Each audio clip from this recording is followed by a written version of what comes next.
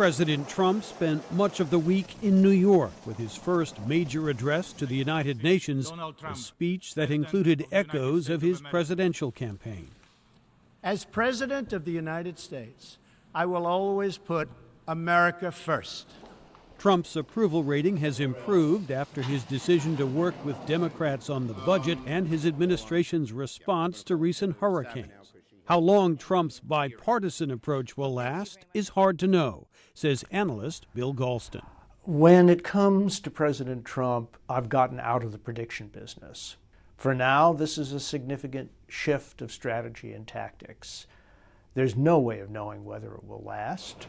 Bipartisan cooperation does not extend to health care, where Senate Republicans like Lindsey Graham are making one final effort to repeal and replace Obamacare.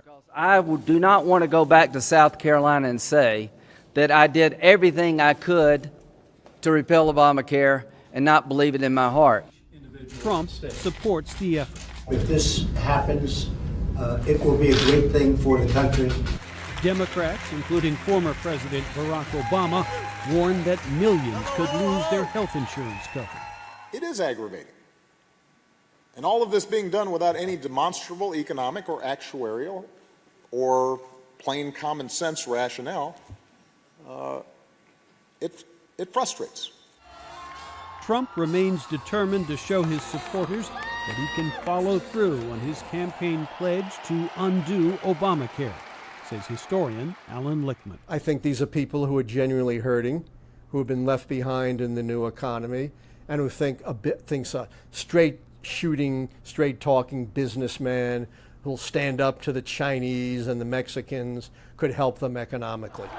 But even with his slight improvement in the polls, Trump's approval remains historically weak, says Gallup pollster Frank Newport. And the bottom line is he's doing worse in his first year than any other newly elected president has done in their first year.